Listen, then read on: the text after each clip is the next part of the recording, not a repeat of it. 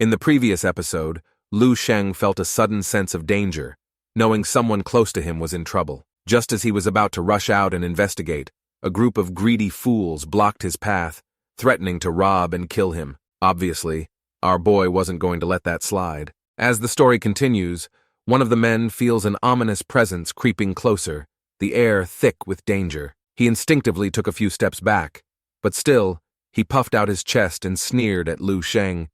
"Who do you think you are?" Lu Sheng glanced at the group, his expression calm as ever. If this man was so eager to die, Lu Sheng might as well grant his wish. With a small explosion, the communication devices on everyone's wrists shattered into pieces. Out of nowhere, a tidal wave of killing intent erupted from Lu Sheng, so intense it became almost tangible. The group stared in disbelief, their eyes forced shut by the sheer pressure. The man, the only one still standing, looked like he'd just seen the most terrifying thing in his life. Meanwhile, in a different cavern, the trio had reached the 30th level. The fissures grew more frequent, and Snowy decided it was time to stop. Lin Wanwan glanced at the samples in her backpack and nodded in agreement. Lin Wanwan called out twice to her senior brother, urging him to return, only to find him staring blankly into the depths of the cavern. Both she and Snowy shouted his name a few more times, but he didn't respond, his eyes slowly losing focus. It wasn't until Snowy gave him a firm tap on the shoulder that he snapped back to reality.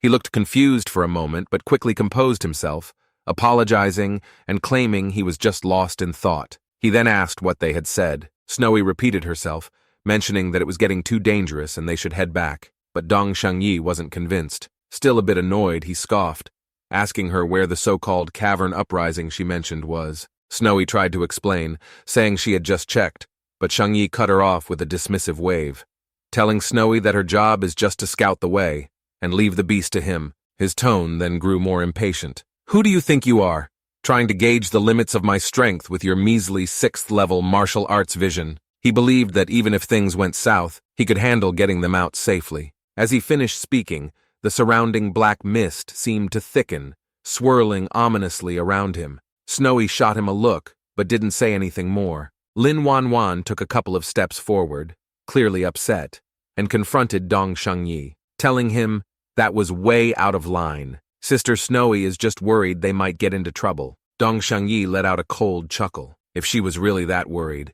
she wouldn't have done what she did before, he replied, waving his hand dismissively, thinking they still need to collect a few more level 8 beast samples before heading back. Wanwan wanted to stop him, but deep down, Dong Shengyi was focused on one thing.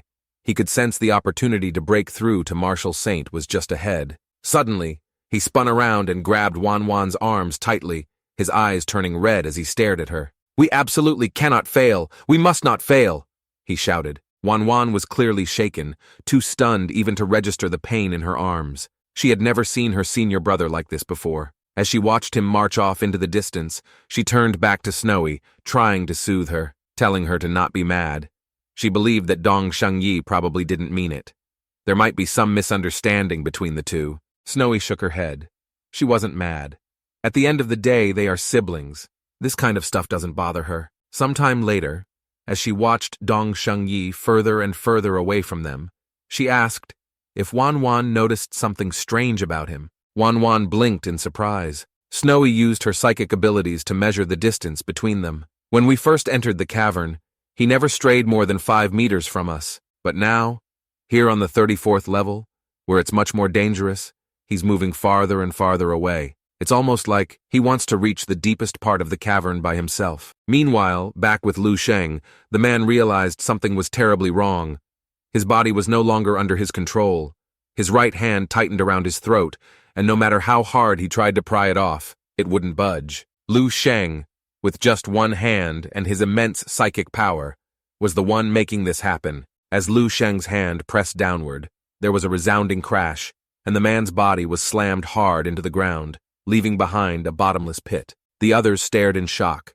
This was the second-ranked general star of the military district, yet under this young man's hand, he didn't even have a chance to fight back. If word of this got out, it would shake the entire Eastern Military District to its core. But then again, they might not get the chance to spread the news, as the young man, who seemed more like a demon king than a human, was now walking toward them. The bald leader immediately fell to his knees, begging for mercy. "I know I was wrong," he cried. Their communication devices were all destroyed, and if they died here in the cavern, the beasts would soon devour their bodies, and no one would ever know they perished here. As that terrifying thought sank in, his pants became soaked with his own fear. As Lu Sheng slowly approached, a chilling question echoed in their minds. Are we really going to die here? The entire cavern fell into a deathly silence. A moment later, Lu Sheng finally spoke, and his words seemed like an angel's voice. He tells them that his anger had subsided, and he was not a heartless man. The group quickly lifted their heads, faces filled with joy, but before they could thank him, a sudden gust of wind whipped past their faces, followed by a sharp sting. His expression remained calm as he looked at the bald leader, thinking to himself that mercy to those who would harm him is the greatest cruelty to himself. "Remember my face," he said coldly. "Next time, make sure you don't do this again." The bald man clutched his stinging cheek and nodded frantically. As they watched Lu Sheng's figure disappear into the distance, his eyes burned not only with fear, but also with a smoldering hatred. But then, a thought struck him. That's Lu Sheng, the 4th-ranked General Star, the dark horse of the 9th Battle Zone. But he remembered Lu Sheng's combat power was only 12.5 stars. Another man, recalling how Dong Shengyi had also defeated their 2nd-ranked star with a single move, chimed in, and Dong Shengyi also challenged everyone on the list but skipped Lu Sheng. So, does that mean they're on the same level? As the realization sank in, the hatred in his heart evaporated like smoke. His ear could be reattached. After all, leaving here alive after trying to rob a powerful General Star was more than they could have hoped for. Now, revenge was the last thing on his mind. Before they could wonder who might come out on top, Dong Shengyi or Lu Sheng, they finally remembered to check if the man in the pit was still alive. Carefully, they approached the massive crater. Soon, they spotted a hand sticking out, and as they got closer, they saw the man's chest. There was a nasty wound, but it wasn't fatal. One of them knelt down to examine him and said, Lu Sheng held back. He wasn't trying to kill him. The man opened his eyes, staring blankly at the cavern ceiling above. His gaze was hollow, as if all his pride had been shattered in that moment. He was lucky to be alive, but no matter how hard he tried, he couldn't wrap his head around it. Dong Shengyi, Lu Sheng, how could they be so strong? Meanwhile, Lu Sheng let out a sigh. He couldn't bring himself to be ruthless like Gu Xuan, who killed people as easily as cutting grass. Just then, that uneasy feeling crept up on him again, stronger this time. His expression grew serious. Who's in danger? He thought. The feeling was close, but who could it be? At that moment, Lin Wanwan, gasping for breath, caught up to Dong Shengyi and desperately tugged at his sleeve. We can't go any further, she pleaded. But Dong Shengyi's eyes were bloodshot, and with a swift motion he flung her hands away. Wanwan, step aside! Snowy's voice echoed from behind as she quickly moved out of the way. She tried to use her psychic abilities to restrain Dong Shengyi, but she couldn't even breach his defenses. He turned around, his gaze chillingly cold. Snowy, do you have a death wish?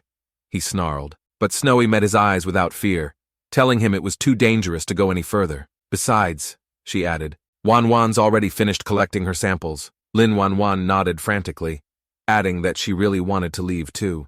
Dong Shengyi was silent for a moment before turning away, telling the two to head back, but his eyes were still fixed on the roiling darkness in the depths of the cavern. He could feel something there, calling to him. It was what he had been searching for all these years. It was as if he could see a pair of hands reaching out to welcome him. His expression grew wild, and soon he let out a grin. He was convinced that within that darkness lay the pinnacle of martial arts.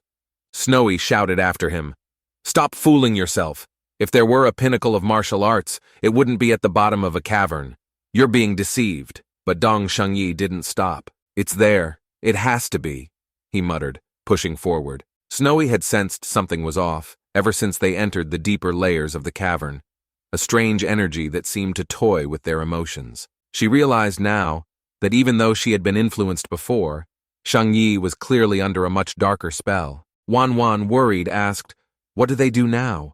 They are so deep in the cavern, and without his protection, there's no way they can make it out safely. Snowy took a deep breath, clenching her fists, and knew they needed to wake him up. With Wanwan following closely behind, Snowy once again unleashed her psychic power, targeting the stone walls on either side of the path. Rocks and debris tumbled down, blocking Dong Shengyi's way forward. Lin Wanwan quickly rushed in front of him, blocking his path. "If you don't turn back right now," she warned, "I'll tell my mom about this." Shengyi brushed her aside with one hand and kicked the rocks on his way to dust. He believed that transcendent martial saint would never take him far, and he needed to find his own path. Wanwan stood frozen, unable to believe what she was hearing. Was she really going to let him walk away like this? Snowy, silent for a moment, finally spoke. There might be one way. Then, without warning, she darted forward and wrapped her arms around Dong Shengyi, shouting, "Brother!" The words seemed to work, and he suddenly halted, even turning to glance back at her. Snowy's expression softened as she called out again, asking if her brother didn't recognize her. In that instant, the wild, red haze in his eyes faded, his gaze returning to normal. The crimson tint disappeared entirely. Snowy's voice was gentle but pleading as she reminded him, "We're deep in the cavern already. It's too dangerous to keep going, and Wanwan's finished her work. Let's head back." Cold sweat trickled down Dong Shengyi's face as he shook his head vigorously, finally snapping out of the trance.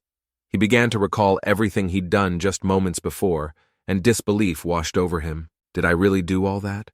He thought. Suddenly, a memory resurfaced.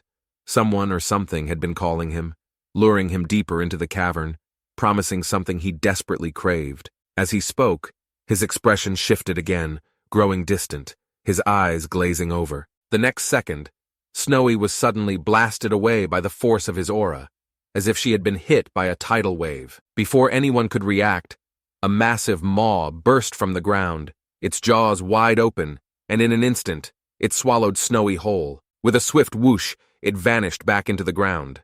The scene happened so quickly and so unexpectedly that no one had time to react. Lin Wanwan screamed Snowy's name, trying to rush over, but it was too late. At the same time, Dong Shengyi snapped back to his senses. He couldn't believe it. Seconds later, the entire cavern shook as his voice, filled with boundless regret and seething rage, calling out Snowy's name.